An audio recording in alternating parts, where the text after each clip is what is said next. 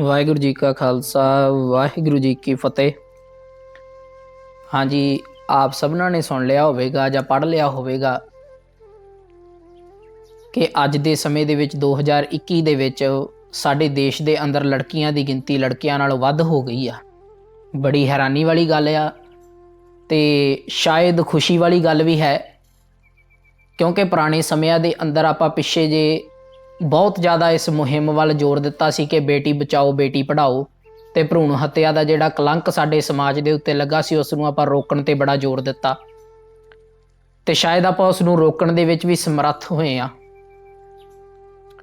पर दूजी विचार है प्यारिओ कि ये बेटियां जिहड़ियां ये लड़कियां दी ये धीआं दी गिणती वधी किवें, इस गल दी आपां अज विचार करनी है। तो मैं वीडियो की आरंभता दे विच ही सारिआं नूं हथ जोड़ के बेनती करदा कि प्यारिओ किरपा करके अखीर तक सारी विचार नूं सुणिओ ध्यान दे नाल ते समझिओ। कुदरत ने मनुख नूं दो हिस्सिਆਂ ਦੇ ਵਿੱਚ पैदा कीता आ, नर ते मादा, ते अगे इन्हां दोहां तो ही सारी सृष्टि की जिहड़ी उत्पत्ति वधदी आ। आपां सारे इन्हां गल्लां नूं जाणदे आ ते इस गल वल भी आप जी ने ध्यान कीता होवेगा कदे जां पढ़िया होवेगा किते कि जदों मादा दे शरीर दा एक्स गुणसूत्र ते पुरख दे शरीर दा एक्स गुणसूत्र मिलदे ने ते उदों धी पैदा हुंदी आ। ते जदों मादा दे शरीर दा एक्स गुणसूत्र मादा दे शरीर दे विचों हमेशा एक्स गुणसूत्र ही निकलदा है ते पुरख दे शरीर दे विचों वाई गुणसूत्र, कदे एक्स गुणसूत्र हुंदा है कदे वाई गुणसूत्र हुंदा है। इस करके जदों वाई गुणसूत्र निकलदा आ, वाई जिहड़ा अंग्रेजी दे अखर वाला, तो जदों वाई गुणसूत्र निकलदा है उदों जिहड़ा वो लड़का बेटा पैदा हुंदा आ। ते हुण आओ ध्यान दईए इस गल वल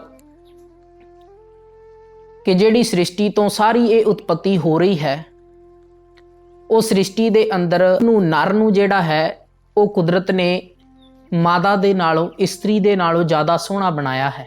कुक्कड़ दे सिर ते कलगी है, वो नर है, इस करके उहदे सिर ते कलगी आ।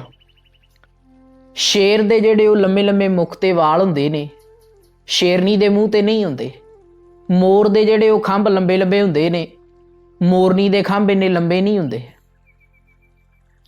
ते इसे प्रकार मनुख दे मूँह दे उत्ते जिहड़ा नर है उहदे मूँह दे उत्ते दाड़ा मुशहरा जां शरीर दे होर भी कई हिस्सिਆਂ ਦੇ ਵਿੱਚ ਜਿਹੜੇ ਉਹ रोम ਜਾਂ केस पैदा ਹੁੰਦੇ ਨੇ।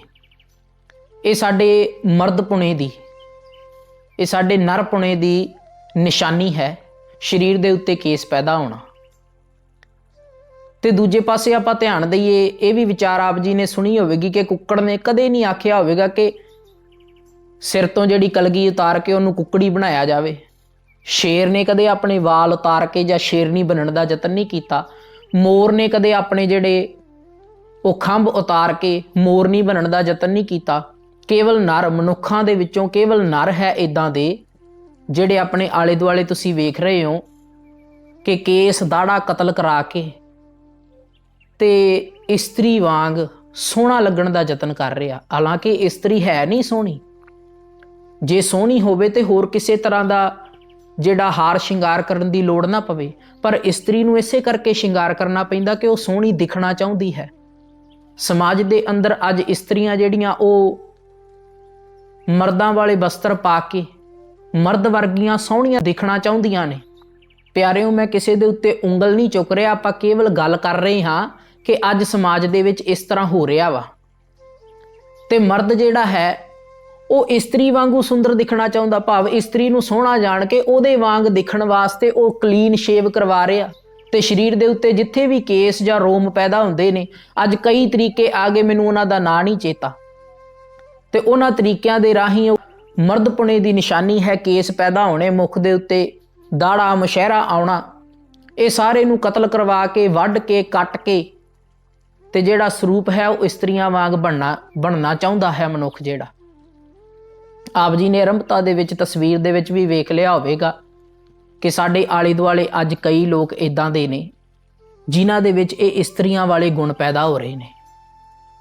ते प्यारिओ, मैं पहलां ये भी गल सांझी करदे हां कि आस्ट्रेलिया दी यूनीवर्सिटी दे अंदर एक बीबी ने 20 साल तो इस गल ते रिसर्च कीती है ਅੱਜ ਲਗਭਗ ਉਹਦੀ ਉਮਰ ਜਿਹੜੀ 72 ਕੁ ਸਾਲਾਂ ਦੀ ਹੈ ਤੇ ਉਹਨੇ 20 ਸਾਲ ਲਗਭਗ ਇਸ ਗੱਲ ਤੇ ਜਿਹੜੀ ਰਿਸਰਚ ਕੀਤੀ ਹੈ ਕਿ ਸੰਸਾਰ ਦੀ ਹਰੇਕ ਵਸਤੂ, ਜਿੰਨੇ ਵੀ ਸਪੈਕਟਰਮ ਨੇ, ਉਹ ਜਿਸ ਚੀਜ਼ ਤੋਂ ਪੈਦਾ ਹੋਏ ਨੇ ਉਸੇ ਚੀਜ਼ ਵੱਲ ਵੱਧ ਜਾਣਗੇ, ਭਾਵ ਉਸੇ ਚੀਜ਼ ਤੇ ਉਹਨਾਂ ਦੀ ਸਮਾਪਤੀ ਹੋਵੇਗੀ। ਤੇ ਆਪ ਜੀ ਜਾਣਦੇ ਹੋ ਜਿੰਨਾ ਵੀ ਸੰਸਾਰ ਪੈਦਾ ਹੋਇਆ ਇਹ ਮਾਦਾ ਦੇ ਸਰੀਰ ਤੋਂ ਪੈਦਾ ਹੋਇਆ। ਕੋਈ ਅੰਡੇ ਦੇ ਰੂਪ ਦੇ ਵਿੱਚ, ਅੰਡਜ, ਜੇਰਜ, ਸੇਤਜ, ਉਤਪੁਜ, ਚਾਰਾਂ ਖਾਣੀਆਂ ਦੇ ਰੂਪ ਦੇ ਵਿੱਚ ਇਹ ਮਾਦਾ ਦੇ ਸਰੀਰ ਤੋਂ ਪੈਦਾ ਹੋਇਆ। ਜਿਵੇਂ ਧਰਤੀ ਤੇ ਵੀ ਆਪਾਂ ਕਹਿੰਦੇ ਹਾਂ ਤੇ ਧਰਤੀ ਨੂੰ ਆਪਾਂ ਮਾਂ ਮੰਨਦੇ ਹਾਂ, ਇਸ ਪ੍ਰਕਾਰ ਇਹ ਸਾਰਾ ਜਿਹੜਾ ਸੰਸਾਰ ਹੈ ਉਹ ਜਿੰਨੇ ਸ਼ੇਰ ਨੇ ਉਹ ਸ਼ੇਰਨੀਆਂ ਬਣ ਜਾਣਗੇ ਅਖੀਰ ਤੇ ਜਾ ਕੇ, ਜਿੰਨੇ ਮੋਰ ਨੇ ਉਹ ਮੋਰਨੀਆਂ ਬਣ ਜਾਣਗੇ ਅਖੀਰ ਤੇ ਜਾ ਕੇ। ਉਹ ਸਾਇੰਟੀਫਿਕ ਤੌਰ ਤੇ ਜਿਹੜੀ ਉਹਨਾਂ ਗੱਲ ਇਹ ਸਿੱਧ ਕੀਤੀ ਹੈ। ਖੈਰ, ਜੇ ਉਹ ਵਿਚਾਰ ਆਪਾਂ ਲਈਏ ਤੇ ਅੱਜ ਮਨੁੱਖ ਆਪਣੇ ਆਲੇ ਦੁਆਲੇ ਤੁਸੀਂ ਵੇਖ ਰਹੇ ਹੋ ਕਿ ਆਰੰਭਤਾ ਇਹ ਗੱਲ ਜਿਹੜੀ ਕੇਸ ਕਤਲ ਕਰਾਉਣ ਤੋਂ ਹੋਈ ਸੀ ਤੇ ਅੱਜ ਉਹਨਾਂ ਦੇ ਵਿੱਚ ਇਸਤਰੀਆਂ ਵਾਲੇ ਗੁਣ ਪੈਦਾ ਹੋ ਗਏ ਨੇ। ਲੜਕੇ ਜਿਹੜੇ ਨੇ ਉਹ ਲੜਕੀਆਂ ਦੇ ਵਾਂਗ ਗੱਲ ਕਰਦੇ ਨੇ, ਲੜਕੀਆਂ ਦੇ ਵਾਂਗ ਬੋਲਦੇ ਨੇ, ਲੜਕੀਆਂ ਦੇ ਵਾਂਗ ਜਿਹੜੇ ਉਹ ਬਸਤਰ ਹਾਰ ਸ਼ਿੰਗਾਰ ਕਰਦੇ ਨੇ, ਨਹੁੰਆਂ ਦੇ ਉੱਤੇ ਜਿਹੜਾ ਉਹ ਰੰਗ ਲਾਉਂਦੇ ਨੇ, ਸਲਵਾਰਾਂ ਪਾਉਂਦੇ ਨੇ, ਕੰਨਾਂ ਦੇ ਵਿੱਚ ਵਾਲੀਆਂ ਪਾਉਂਦੇ ਨੇ, ਨੱਕ ਦੇ ਵਿੱਚ ਨੱਥ ਪਾਉਂਦੇ ਨੇ। ਕਈਆਂ ਦੀ ਤੋਰ ਜਿਹੜੀ ਉਹ ਲੜਕੀਆਂ ਦੇ ਵਰਗੀ ਹੁੰਦੀ ਆ। ਮਾਫ ਕਰਨਾ, ਪਰ ਇਹ ਵਿਚਾਰਨ ਵਾਲੀ ਗੱਲ ਹੈ ਸਾਡੇ ਵਾਸਤੇ ਕਿ ਇਹ ਜਿਹੜੀ ਕੁਦਰਤੀ ਤੌਰ ਤੇ ਇਹ ਚੀਜ਼ਾਂ ਸਾਡੇ ਵਿੱਚ ਆਈਆਂ ਨੇ। ਕਾਰਨ ਇਹੋ ਹੈ ਕਿ ਅਸੀਂ ਕੇਸ ਕਤਲ ਕਰਾਏ ਆ, ਕਿਉਂਕਿ ਆਰੰਭਤਾ ਕੇਸ ਕਤਲ ਕਰਾਉਣ ਤੋਂ ਹੋਈ ਸੀ। ਮਨੁੱਖਤਾ ਦੀ ਜਿਹੜੀ ਨਰਤਾ ਹੈ, ਨਰ ਮਨੁੱਖ ਨੇ ਜਿਹੜੇ, ਉਹਦੀ ਨਿਸ਼ਾਨੀ ਹੀ ਸਾਡੇ ਕੇਸ ਨੇ। ਤੇ ਪਿਆਰਿਓ, ਆਪ ਜੀ ਨੂੰ ਇਸ ਗੱਲ ਦਾ ਬੜਾ ਮਾਣ ਮਹਿਸੂਸ ਹੋਵੇਗਾ ਕਿ ਗੁਰੂ ਨਾਨਕ ਪਾਤਸ਼ਾਹ ਜੀ ਨੇ ਸਾਨੂੰ ਉਹ ਵਿਚਾਰਧਾਰਾ ਦਿੱਤੀ ਆ ਜਿਹਦੇ ਨਾਲ ਅਖੀਰ ਤੇ ਆ ਕੇ ਸਾਰੇ ਸੰਸਾਰ ਨੂੰ ਹੀ ਜੁੜਨਾ ਪਵੇਗਾ। ਮੈਂ ਇਹ ਸਮਝਦਾ ਕਿ ਸਿੱਖੀ ਨੂੰ ਪ੍ਰਚਾਰ ਕਰਨ ਦੀ ਲੋੜ ਨਹੀਂ, ਜਾਂ ਸਿੱਖਾਂ ਨੂੰ ਆਪਣੇ ਧਰਮ ਦੀ ਪ੍ਰਚਾਰ ਕਰਨ ਦੀ ਲੋੜ ਨਹੀਂ। ਕਹਿੰਦੇ ਨੇ ਨਾ ਕਿ ਬਾਕੀ ਸਾਰੇ ਜਿਹੜੇ ਧਰਮ ਨੇ ਉਹ ਕੇਸ ਕਤਲ ਕਰਾ ਕੇ, ਮੁੰਡਨ ਕਰਾ ਕੇ ਜਿਹੜਾ ਹਿੰਦੂ ਬਣਿਆ, ਜਾਂ ਸੁੰਨਤ ਕਰਵਾ ਕੇ ਮੁਸਲਮਾਨ ਬਣਿਆ। ਜੇ ਸਰੀਰ ਸਾਬਤ ਸੂਰਤ ਹੋਵੇ ਤੇ ਉਹਨੂੰ ਕਹਿੰਦੇ ਹੀ ਸਿੱਖ ਆ, ਭਾਵ ਉਹ ਸਿੱਖ ਧਰਮ ਦੇ ਵਿੱਚ ਹੀ ਆ ਜਾਂਦਾ। ਤੇ ਆਉਣ ਵਾਲੇ ਸਮੇਂ ਦੇ ਵਿੱਚ ਸਾਰੇ ਸਮਾਜ ਨੂੰ ਹੀ, ਸਾਰੇ ਸੰਸਾਰ ਨੂੰ ਹੀ ਇਹ ਗੱਲ ਸਮਝਣੀ ਪਵੇਗੀ, ਕਿਉਂਕਿ ਇਹ ਕੋਈ ਸਿੱਖ ਪੰਥ ਦਾ ਮਸਲਾ ਨਹੀਂ, ਇਹ ਸਾਰਾ ਸਮਾਜਿਕ ਸੰਸਾਰ ਮਨੁੱਖਤਾ ਦਾ ਮਸਲਾ ਹੈ। ਸਾਰੇ ਸੰਸਾਰ ਨੂੰ, ਸਾਰੀ ਮਨੁੱਖਤਾ ਨੂੰ ਇਹ ਗੱਲ ਸਮਝਣੀ ਪਵੇਗੀ ਕਿ ਜੇ ਅਸੀਂ ਦਾੜਾ ਤੇ ਕੇਸ ਰੱਖਦੇ ਹਾਂ ਤੇ ਸਾਡੀ ਮਨੁੱਖਤਾ ਬਚਦੀ ਹੈ, ਨਹੀਂ ਤੇ ਮਨੁੱਖਤਾ ਦਾ ਕੋਈ ਨਾਮੋ ਨਿਸ਼ਾਨ ਨਹੀਂ ਰਹੇਗਾ। ਇਹ ਦਾੜਾ, ਇਹ ਕੇਸ ਜਿਹੜੇ ਨੇ ਸਾਡੀ ਮਨੁੱਖਤਾ ਦੇ ਨਰਤਾ ਦੀ ਨਿਸ਼ਾਨੀ ਨੇ। ਹੁਣ ਆਓ ਆਪਾਂ ਉਸ ਗੱਲ ਵੱਲ ਆਈਏ ਜਿੱਥੋਂ ਆਪਾਂ ਆਰੰਭਤਾ ਕੀਤੀ ਸੀ। ਜਿਹੜਾ ਐਕਸ ਤੇ ਵਾਈ ਗੁਣ ਸੂਤਰ ਹੈ ਉਹ ਨਰ ਦੇ ਵਿੱਚੋਂ ਕਦੇ ਸਰੀਰ ਦੇ ਵਿੱਚੋਂ ਐਕਸ ਗੁਣ ਸੂਤਰ ਨਿਕਲਦਾ, ਕਦੇ ਵਾਈ ਗੁਣ ਸੂਤਰ ਨਿਕਲਦਾ ਹੈ। ਹੁਣ ਇਸਤਰੀਆਂ ਵਰਗੀਆਂ ਹਰਕਤਾਂ ਹੋਣ ਕਰਕੇ ਅੰਦਰੋਂ ਮਨੁੱਖ ਦੇ ਜਿਹੜਾ ਉਹ ਆਸਟ੍ਰੇਲੀਆ ਦੀ ਯੂਨੀਵਰਸਿਟੀ ਦੀ ਉਸ ਬੀਬੀ ਨੇ ਇਹ ਵੀ ਵਿਚਾਰ ਜਿਹੜੀ ਹੈ ਉਹ ਸਾਡੇ ਸਾਹਮਣੇ ਰੱਖੀ ਆ ਕਿ ਅੱਜ ਦੇ ਸਮੇਂ ਦੇ ਵਿੱਚ ਮਨੁੱਖਾਂ ਦੇ ਵਿੱਚੋਂ, ਨਰਾਂ ਦੇ ਵਿੱਚੋਂ ਜਿਹੜਾ ਉਹ ਵਾਈ ਗੁਣ ਸੂਤਰ ਘਟ ਰਿਹਾ ਹੈ। ਇਸ ਕਰਕੇ ਜਿਹੜਾ ਉਹ ਧੀਆਂ ਪੈਦਾ ਹੋ ਰਹੀਆਂ ਨੇ, ਇਸ ਕਰਕੇ ਜਿਹੜਾ ਉਹ ਲੜਕੀਆਂ ਦੀ ਗਿਣਤੀ ਵੱਧ ਰਹੀ ਹੈ। ਇਹਦਾ ਕਾਰਨ ਸਾਡੀ ਚਲਾਈਆਂ ਹੋਈਆਂ ਮੁਹਿੰਮਾਂ ਨਹੀਂ, ਜਾਂ ਇਹ ਮਤਾ ਸੋਚੋ ਕਿ ਭਰੂਣ ਹੱਤਿਆ ਬੰਦ ਹੋ ਗਈ ਆ। ਇਹਦਾ ਕਾਰਨ ਇਹ ਹੈ ਕਿ ਸਾਡੇ ਸਰੀਰਾਂ ਦੇ ਵਿੱਚੋਂ ਵਾਈ ਗੁਣ ਸੂਤਰ ਘਟ ਰਿਹਾ ਹੈ। ਲੱਛਣ ਜਿਹੜੇ ਨੇ ਉਹ ਇਸਤਰੀਆਂ ਵਾਲੇ ਪੈਦਾ ਹੋ ਗਏ ਨੇ।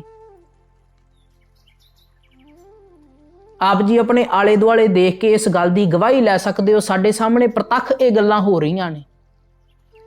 ਆਲੇ ਦੁਆਲੇ ਆਪਣੀ ਨਿਗਾਹ ਮਾਰੋ, ਕਿੰਨਾ ਹੀ ਸਮਾਜ ਜਿਹੜਾ ਇਸ ਤਰ੍ਹਾਂ ਦਾ ਹੈ, ਜਿਹੜੇ ਮੁੰਡੇ ਉਹਨਾਂ ਦੇ ਵਿੱਚ ਕੁੜੀਆਂ ਵਾਲੇ, ਲੜਕਿਆਂ ਦੇ ਵਿੱਚ ਲੜਕੀਆਂ ਵਾਲੇ ਗੁਣ ਪੈਦਾ ਹੋ ਗਏ ਨੇ। ਸੋ ਇਸ ਗੱਲ ਵੱਲ ਧਿਆਨ ਦਈਏ, ਕਿਉਂਕਿ ਗੁਰੂ ਨਾਨਕ ਪਾਤਸ਼ਾਹ ਜੀ ਨੇ ਨਾ ਸਿੱਖ ਪੰਥ ਦੀ ਜੇ ਆਪਾਂ ਵਿਚਾਰ ਕਰੀਏ, ਗੁਰੂ ਨਾਨਕ ਪਾਤਸ਼ਾਹ ਜੀ ਦੇ ਪਾਸ ਜਦੋਂ ਭਾਈ ਮਰਦਾਨਾ ਜੀ ਆਏ ਨਾ ਪਿਆਰਿਓ, ਤੇ ਭਾਈ ਮਰਦਾਨਾ ਜੀ ਨੇ ਪੁੱਛਿਆ, ਬਾਬਾ ਮੈਂ ਤੇਰੇ ਨਾਲ ਰਹਿਣਾ ਆ, ਮੈਨੂੰ ਆਪਣੇ ਨਾਲ ਰੱਖ ਲੈ। ਤੇ ਪਹਿਲੀ ਗੱਲ ਤੇ ਭਾਈ ਆਖ ਕੇ ਬੁਲਾਇਆ ਬਾਬਾ ਜੀ ਨੇ, ਗੁਰੂ ਨਾਨਕ ਪਾਤਸ਼ਾਹ ਜੀ ਨੇ ਭਾਈ ਮਰਦਾਨੇ ਨੂੰ ਭਾਈ ਆਖ ਕੇ ਬੁਲਾਇਆ। ਦੂਜੀ ਗੱਲ ਇਹ ਕਿ ਭਾਈ ਮਰਦਾਨਾ ਜੀ ਨੂੰ 3 ਬਚਨ ਕੀਤੇ। ਉਹਨਾਂ ਦੇ ਵਿੱਚੋਂ ਪਹਿਲਾ ਬਚਨ ਇਹ ਸੀ ਕਿ ਜੇ ਮਰਦਾਨਿਆਂ ਸਾਡੇ ਨਾਲ ਰਹਿਣਾ ਹੈ ਤੇ ਅੱਜ ਤੋਂ ਕੇਸ ਨਾ ਕਤਲ ਕਰਵਾਈ। ਪਹਿਲਾ ਬਚਨ ਹੀ ਸਾਨੂੰ ਇਹ ਦਿੱਤਾ। ਹਜ਼ੂਰ ਬਾਣੀ ਅੰਦਰ ਬਚਨ ਕਰਦੇ, ਕਹਿੰਦੇ ਸਾਬਤ ਸੂਰਤ ਰੱਬ ਦੀ, ਭੰਨੇ ਬੇਈਮਾਨ। ਬੇਈਮਾਨ, ਬੇਈਮਾਨ ਜਿਹੜਾ ਮਨੁੱਖ ਹੈ, ਈਮਾਨ ਵਾਲਾ ਨਹੀਂ ਹੈ। ਕੇਵਲ ਉਹ ਹੀ ਇਸ ਰੱਬ ਦੀ ਦਿੱਤੀ ਸਾਬਤ ਸੂਰਤ, ਜਿਹੜੀ ਸਾਡੀ ਸੂਰਤ ਹੈ ਨਾ, ਇਸ ਨੂੰ ਭੰਨਦਾ ਹੈ, ਇਸ ਨੂੰ ਤੋੜਦਾ ਹੈ, ਇਸ ਨੂੰ ਕਈ ਤਰੀਕਿਆਂ ਦੇ ਨਾਲ ਉਹ ਆਪਣੇ ਬਦਲਾਅ ਲਿਆਉਣਾ ਚਾਹੁੰਦਾ ਹੈ। ਤੇ ਜਦੋਂ ਵੀ ਆਪਾਂ ਗੱਲਾਂ ਕਰਦੇ ਹਾਂ ਕਿ ਕੁਦਰਤ ਦੇ ਨਾਲ ਜਦੋਂ ਵੀ ਮਨੁੱਖ ਨੇ ਖਿਲਵਾੜ ਕੀਤਾ, ਪਿੱਛੇ ਜੇ ਸਮੇਂ ਦੇ ਅੰਦਰ ਆਪਾਂ ਕਰੋਨਾ ਦੀ ਮਹਾਮਾਰੀ ਭੁਗਤੀ ਹੈ, ਜਦੋਂ ਵੀ ਕੁਦਰਤੀ ਤੌਰ ਤੇ ਮਨੁੱਖ ਜਿਹੜਾ ਕੁਦਰਤ ਦੇ ਨਾਲ ਖਿਲਵਾੜ ਕਰਦਾ ਨਾ, ਉਦੋਂ ਹੀ ਮਨੁੱਖ ਨੂੰ ਕੋਈ ਨਾ ਕੋਈ ਵੱਡੀ ਜਿਹੜੀ ਉਹ ਸਜ਼ਾ ਭੁਗਤਣੀ ਪੈਂਦੀ ਹੈ। ਤੇ ਆਪਾਂ ਜਿਹੜੀ ਕੁਦਰਤ ਦੇ ਨਾਲ ਖਿਲਵਾੜ ਕਰ ਰਹੇ ਆ ਨਾ, ਦਾੜਾ ਮੁੱਛ ਕਟਾ ਕੇ, ਸਾਰੇ ਸਮਾਜ ਨੂੰ ਇਹ ਗੱਲ ਸਮਝਣੀ ਪਵੇਗੀ ਤੇ ਆਉਣ ਵਾਲੇ ਸਮੇਂ ਦੇ ਵਿੱਚ ਮਨੁੱਖ ਨੂੰ ਵੱਡੀ ਜਿਹੜੀ ਉਹ ਸਜ਼ਾ ਭੁਗਤਣੀ ਪਵੇਗੀ ਇਸ ਗੱਲ ਦੀ। ਸੋ ਇਤਨੀਆਂ ਕੁ ਬੇਨਤੀਆਂ ਪ੍ਰਵਾਨ ਕਰਨੀਆਂ, ਸਾਰੇ ਸਮਾਜ ਨੂੰ ਵਿਚਾਰ ਕਰਨ ਦੀ ਲੋੜ ਹੈ। ਜਿਨ੍ਹਾਂ ਨੇ ਵੀਡੀਓ ਵੇਖੀ, ਧੰਨਵਾਦ ਹੈ ਸਾਰਿਆਂ ਦਾ।